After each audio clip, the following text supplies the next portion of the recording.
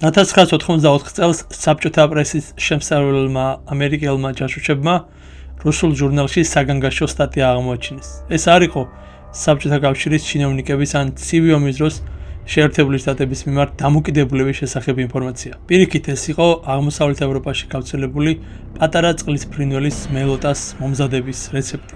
ცენტრალური სადაზვერვო სააგენტო საგონებელში ჩავარდა. ისინი დიდი ხნის განმავლობაში თანამშრომლობდნენ რუს ორმაგ აგენტთან, რომელსაც კოდური სახელით ცილინდრული ქუდი იცნობდნენ. იქნებ სწორედ იმ აგენტს სწორდა მათთან დაკავშირება და ამას ჟურნალში რეცეპტის გამოქვეყნებით მიანიშნებდა. საფრთხეში იყო თუ არა ტოპ ჰეტი. ასეც აღმოჩნდა. მალევე ამერიკის ყველაზე ღირებული ჯაშუში დიმიტრი პოლიაკოვი საერთოდ გაქრა. ის საბჭოთა არმიაში ამერიკის სამხედრო დაზვერვის ოფიცერი და თითქმის 25 წლის განმავლობაში შეერთებული შტატების ყველაზე სანდო აგენტი იყო. დიმიტრი პოლიაკოვი ცივი ომის დროს ერთ-ერთი უდიდესი ჯაშუში და საბჭოთა დაზვერვის ისტორიაში სავარაუდოდ ყველაზე დამანგრეველი აგენტი იყო. ის ამერიკის დაზვერვას სხვა მასალას აწვდიდა და ამ პერიოდში ლეგენდად იქცა. უფრო მეტიც, პოლიაკოვის დოკუმენტებმა და მინიშნებებმა ცივი ომის დროს ჩინეთის მიმართ ამერიკის სტრატეგიაზე დიდი გავლენა მოახდინა. სწორედ პოლიაკოვი დაეხმარა ამერიკას და მის სამხედროებს იმის გარკვევაში, თუ როგორ უნდა მოქცეულიყვნენ საბჭოთა ეპოქის იარაღთან მიმართებაში. პოლიაკოვს მიეწერება ცივი ომის რეალურ ომად გადაქცევის თავიდან აცილება, რაც მან შეერთებული შტატებისთვის საიდუმლოების მიწოდებით მოახერხა. მაგრამ პოლიაკოვი ორმაგი აგენტი იყო თუ სამმაგი, რომელიც ამერიკას ცრუ ინფორმაციებისა და დეზინფორმაციების ინტრავენურ ინიექციებს უკეთებდა. რა დაემართა მას? რატომ გაუჩინარდა ასე უეცრად? ჩვენ ამ ვიდეოში ამ საიდუმლოებით მოცულ ისტორიაზე ვისაუბრებთ და მსოფლიო ისტორიაში ერთ-ერთ ყველაზე ძლიერ აგენტზე მოგიყვებით. ვინ იყო დიმიტრი პოლიაკოვი? ვიდეოს დაწყებამდე გამოიწერე არხი და დაალაიქე ეს ვიდეო, რათა არ გამოგჩეს ჩვენი YouTube არხის სხვა პოდკასტები. დიმიტრი პოლიაკოვი დღევანდელ უკრაინის ტერიტორიაზე 1921 წელს დაიბადა. მეორე მსოფლიო ომში ბრძოლის შემდეგ იგი საბჭოთა კავშირის სამხედრო დაზვერვის სააგენტომ გერეუმ თავის რიგებში მიიღო. ის არ იყო ისეთი ადამიანი, რომელსაც ვინმე ჯაშუშად მიიჩნევდა.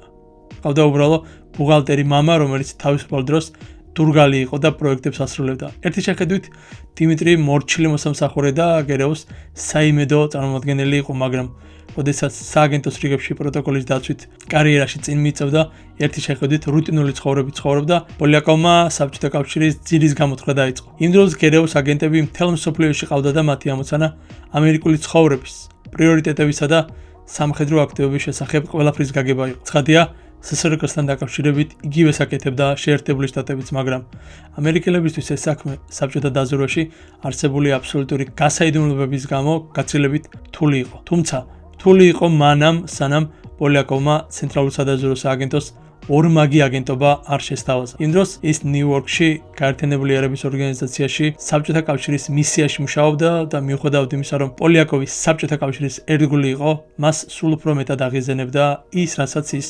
კორუფციასა და საბჭოთა ლიდერების მოსალოდნელ კრახს ეძახდა.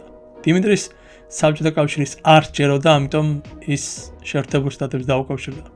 პოლიაკოვთან მომუშავე ცენტრალური სადაზვერვო სააგენტოს ერთ-ერთი ოფიცერი თვლიდა, რომ ამერიკელების დახმარების мотиваცია მეორე მსოფლიო ომში სამსახურიდან მომდინარეობდა. ციტატა: ის ადარებდა იმ საჩინელებას და ხოცვა-ჟლეტას, რის გამოც ის იბრძოდა იმ ორპირობასა და კორუფციას, რომელსაც ის მოსკოვში ხედავდა.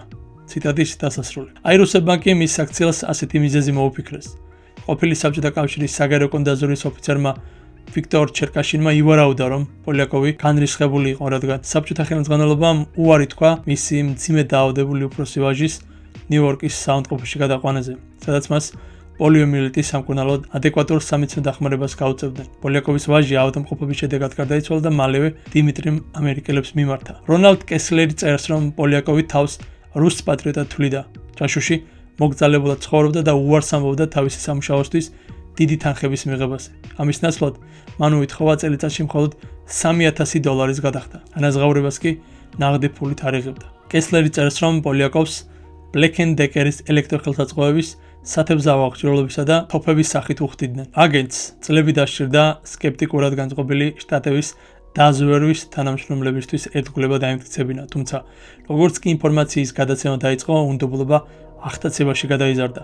პოლიაკოვმა აგენტებს თავბრუ დამხვევი რაოდენობის მასალები მიაწოდა. ისინი ამას იღებდნენ თევზაობის დროს ჯაშუშის სათევზაო ანკეცის საიდუმლო კამერით.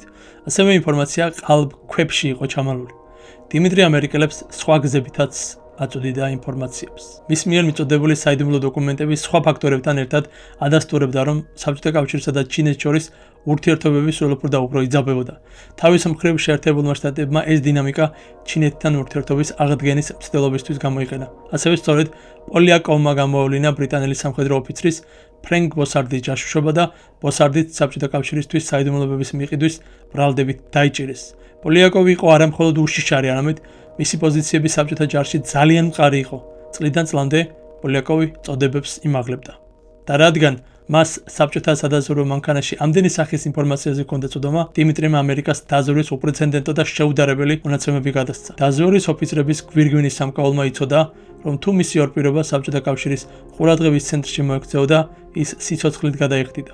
მან იცოდა, რომ თუ დაიჭერდნენ, სიკვდილით დაჟიდნენ. დროთა განმავლობაში მან ამერიკას მნიშვნელოვანი დოკუმენტების მთელი საგანძური გადასცა. ინფორმაციები 1000 სხვადასხვა რამეს მოიცავდა.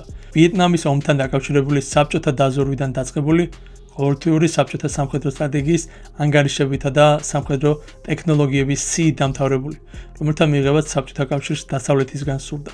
საბოლოოდ შეერთებული შტატებისადმი გადაცემულმა ინფორმაციამ 25 დიდი საქაღალდე გაავსო. პოლიაკოვი ამერიკის დაზვერვისთვის ფასდაუდებელი ინფორმაციის მიწოდებას განაგრძობდა, თუმცა 1980 წელს ორმაგი აგენტი მოსკოვში დაიბარეს. შემდეგ ის მოულოდნელად პენსიაზე გავიდა და საერთოდ გაუჩინარდა. ამან დაზვერვის წევრები აღაშფოთდა, რადგან მათ იცოდნენ, რომ საბჭოთა კავშირმა ამერიკელი აგენტების დაპატიმრება და მკვლელობები დაიწყო. მიუხედავად იმისა, რომ ზოგიერთი ამტკიცებდა, რომ პოლიაკოვი უბრალოდ პენსიაზე გავიდა, სხვები ფიქრობდნენ, რომ დიმიტრი სიკვდილით დასაჯეს. 1990 წელს კომუნისტური პარტიის ოფიციალურმა გაზეთმა „პრავდამ“ სტატია გამოაქვეყნა, რომელშიც ნათქვამი იყო, რომ პოლიაკოვი ჯაშუშობაზე ამხილეს, შეიპყრეს და სიკვდილით დასაჯეს. გაუგნებული დაზვერვის სპეციალისტები სტატიის მიზანზე დიდხანს გამათობდნენ. იყო თუ არა ეს იშვიათი აღიარება იმისა, რომ ზოგიერთი საბჭოთა ჯაშუში შეერთებული შტატების სახელით მუშაობდა. თუმცა ამერიკელებმა ჩათვალეს, რომ პოლიაკოვის საქმესთან დაკავშირებით მხოლოდ ერთი რამ იყო დანამდვილებით ცნობილი. ვინც „პრავდა“ სტატიის გამოქვეყნება გადაწყვიტა, ნამდვილად მზად იყო და სავარაუდოდ სურდა მსოფლიოსთვის შეეხსენებინა, რომ ცივი ომი შეიძლება დასრულდეს, მაგრამ დაზვერვის ომი სამუდამოდ გაგრძელდება. წლების განმავლობაში ამერიკა ეჭვობდა, რომ პოლიაკოვი 1994 წელს შეერთებული შტატების წინააღმდეგ ჯაშუშობისთვის გასამართლებულმა ამერიკელმა ორმაგმა აგენტმა ემსმა ამხილა, თუმცა 2000-იან წლების დასაწყისში ოფიციალურმა პირებმა აღმოაჩინეს, რომ ემსი არ იყო ერთადერთი ადამიანი, ვინც პოლიაკოვის გამოვლენაში თავისი წვლილი შეიტანა.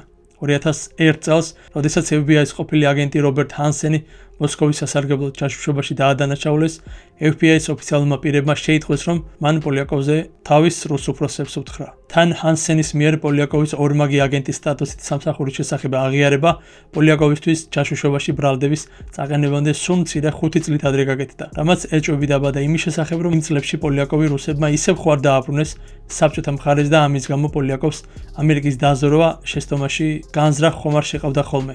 ეს უკვე სამმაგი აგენტობა გამოდიოდა. მაშ ვინ იყო პოლიაკოვი? ნამდვილი აგენტი თუ სამმაგი ჯაშუში, რომელმაც შეერთებულ შტატებში შუღლი და დეზინფორმაცია დათესა? ამ კითხვებზე პასუხი ისტორიის ფურცლებზე შესაძლოა არ ეწეროს. თუმცა რაც შთამომავლობა მის შესახებ უნდა იცოდეს, არის ის, რომ პოლიაკოვი იყო უდიდესი გამბედაობის კაცი, რომელმაც საბოლოოდ გაიმარჯვა. ცივი ომი დასრულდა და საბჭოთა კავშირი დაიშალა. ასეთი ამბები ნათლად გვაჩვენებს, თუ როგორ იწერება საიდუმლო ისტორია, ჩუმად კულისებში ჩვენი თვალთახედიდან შორს. თუ მსგავსი პოდკასტები და რეალური დოკუმენტური ისტორიები გაინტერესებს, მომდევნო სერიები გაცილებით დაძაბული და საინტერესო იქნება. გამოიწერე არხი, დააჭირე მოწონებას და არ გამოგჩეს შემდეგი ეპიზოდი, სადაც კიდევ ერთ საიდუმლო სახვთით ფარდას, რომელსაც სადაზვერვო სამყაროში ჯერ კიდევ ჩურჩულით ყვებიან. მადლობა მოსმენისთვის. გახსოვდეს, კულისებს მიღმა რეალური ისტორია ემალება.